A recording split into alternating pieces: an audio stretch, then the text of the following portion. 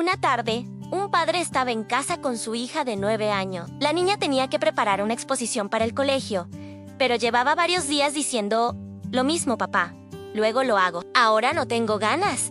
El padre notó que no era solo pereza. La niña miraba el cuaderno, suspiraba y lo cerraba. Se sentó a su lado y le preguntó con calma, ¿cuándo piensas en empezar el trabajo? ¿Qué pasa por tu cabeza? La niña dudó un momento y respondió, que me va a salir mal o que tardaré mucho. El padre asintió. Eso le pasa a muchas personas.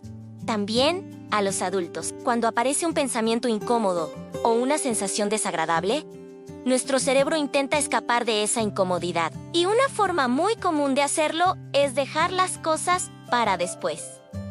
La niña lo miró con curiosidad. Pero hay algo importante que puedes aprender, continuó el padre. Los pensamientos y las emociones aparecen solos, como si fueran visitantes. No siempre podemos decidir cuáles llegan, pero sí podemos decidir qué hacemos nosotros. Entonces el padre tomó 2 libros y los colocó en el suelo, separados como si fueran 2 puntos de un pequeño camino. Imagina que este primer libro es donde estás ahora, dijo, y el otro es algo importante para ti aprender.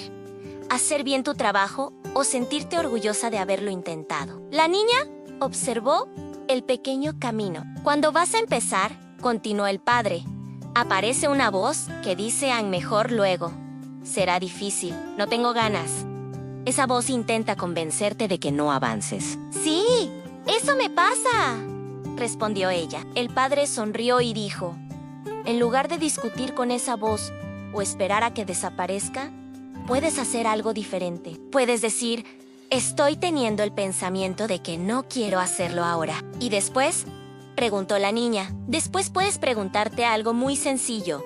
¿Qué pequeño paso puedo dar ahora hacia lo que es importante para mí? La niña pensó unos segundos y dijo, podría empezar solo la primera parte. Exacto, respondió el padre. No necesitas esperar a tener muchas ganas ni a que desaparezca la pereza.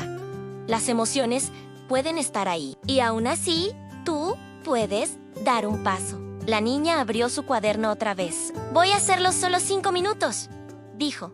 El padre sonrió. Perfecto. Muchas veces la motivación no aparece antes de empezar. Aparece después de dar el primer paso. Y así, poco a poco, la niña empezó su trabajo. No porque la pereza o los pensamientos desaparecieran, sino porque aprendió algo muy valioso. No necesitamos sentirnos perfectamente motivados para actuar. Podemos avanzar, paso a paso, hacia lo que realmente importa. Solicita tu sesión gratuita en www.vicentefemeniayoreta.es o en 34 685 246 096, también online. Gracias por acompañarnos en esta historia. Si te gustó, no olvides darle like y suscribirte para más cuentos que inspiran. ¡Hasta la próxima!